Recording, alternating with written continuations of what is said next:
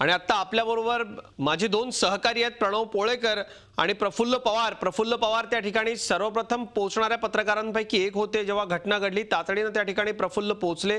प्रणव पोळेकर आपल्याबरोबर आहेत. प्रणव, प्रफुल्ल पवार आपले सहकारी त्या ठिकाणी तातडीने पोहोचले होते. आपण दोघंही गेले कित्येक तास या संपूर्ण घटनेचा आढावा घेत आहात. नेमकी काय परिस्थिती आहे आणि प्रफुल्ल पोहोचले तेव्हा तिथं नेमकी काय स्थिती होती? प्रत्यक्षदर्शी जे आहेत त्यांच्याशी बोलणं झालं, त्यातनं काय माहिती मिळाली? अजित, नक्कीच आता 19 तासांपेक्षा जास्त कालावधी जो आहे तो या घटनेला होऊन गेला आणि अद्यापही एकही मृतदेह किंवा एकही प्रवाशाला शोधण्यात NDRFला यश आलेलं नाही. आपल्यासोबत आपले प्रतिनिधी प्रफुल्ल पवार आहेत. प्रफुल्लजी, काय सांगाल, कशा पद्धतीनं बचाव कार्य सुरू होतं? ज्यावेळी तुम्ही इथे आलात त्यावेळीची परिस्थिती काय होती आणि आताची परिस्थिती काय? काल रात्री 11:30ला ही घटना घडल्यानंतर साधारण 12 वाजता ही प्रशासनाला माहिती मिळाली.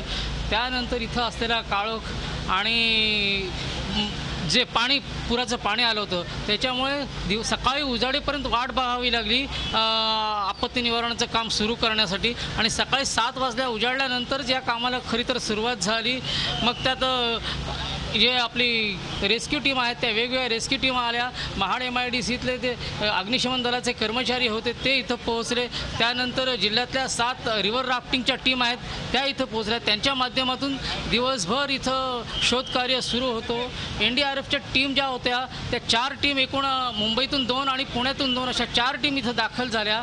आणि या टीमच्या माध्यमातून सुद्धा इथं शोधकार्य आणि बचावकार्य सुरू केलं होतं. NDRFच्या टीमने या ठिकाणी 300 किलो वजनाचा एक चुंबक ठेवला होता, जेणेकरून यातून जी काही वाहने आहेत ही वाहनं त्या चुंबकाला चिकटतील आणि त्यातले जे कोणी प्रवासी असतील त्यांना आपण मदत पोहोचू शकतो. अशा पद्धतीनं असा प्रयत्न दिवसभर सुरू होता. आज पावसाचा जोर काहीसा कमी होता, त्यामुळे नदीच्या पाण्याची पातळी कमी झाली होती.